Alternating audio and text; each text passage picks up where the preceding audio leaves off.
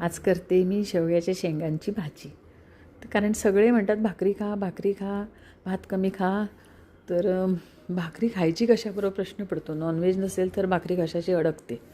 मग रोज वेगवेगळ्या कसल्या तरी भाज्या ट्राय करायच्या आणि त्याच्यावर भाकरी खायची. नाही तर झुणका भाकर खरं ॲक्च्युली मस्त लागते. तर आज करते मी. या शेंगा तुकडे करून घेतल्या सोलून मस्तपैकी आणि आता त्याला मीठ टाकून शिजवून घेणार. पूर्ण शिजवून घ्यायच्यात, म्हणजे ते पाणी तेवढंच ठेवायचं शेंगांमध्ये. कापल्यावर जरा धुवून घ्यायच्या आणि तर पाणी एवढंच ठेवायचं.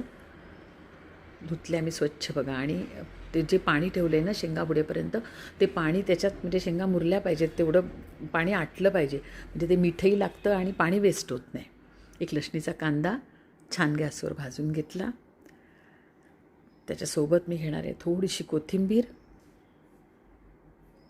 2-3 मिरच्या तुमच्या किती तिखट लागतं त्या हिशोबाने घ्या. आणि शेंगदाणे.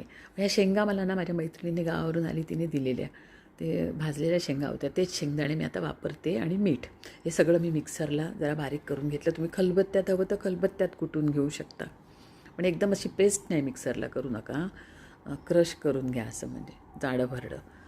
तर मी परत शेंगदाण्याचं तेल घातलं आणि ह्या शेंगा छान आता परतून घेणार. व्यवस्थित 2 मिनटं चांगल्या परतायच्या. आणि त्याच्यावर घातली हळद आणि आपला परत घरगुती साठवणीचा मसाला जो असेल तो घाला. थोडीशी धणे पावडर, बस एवढेच बेसिक मसाले. हिंग घातला जरासा मी, पण तो स्किप झाला आहे, तो घाला हिंग. आणि छान आता परतून घ्यायचं. मसाला बघा अजून वाटला तर जरासा मी थोडा घालून घेते. तर तुम्ही तुमच्या चवीप्रमाणे घाला. आणि हे छान फ्राय करून आपला वाटलेला मसाला आहे ना, कोथिंबीर, मिरची, शेंगदाणे, मीठ वगैरे सगळं, तो मसाला त्याच्यावर घालून तो सुद्धा चांगला फ्राय करून घ्यायचा.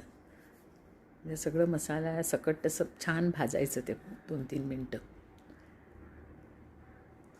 असं परतून कसला खमंग मस्त सुगंध सुटला आहे.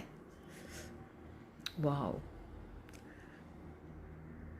तसं छान परतून ना त्याच्यातनं थोडंसं पाणी घालायचं आपल्याला.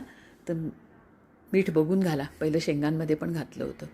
तर ते थोडंसं पाणी घालून घ्यायचं आणि झाकण ठेवून एक मस्त दणदणीत वाफ काढायची. परत वाटलं तर मी 2 चमचे मी घातलेलं 2 चमचे पाणी, तुम्ही पण लागलं तर घाला 2 चमचे पाणी परत. आणि म्हणजे एकदा उघडून बघा आणि झाली भाजी तयार. कशी वाटली रेसिपी नक्की सांगा.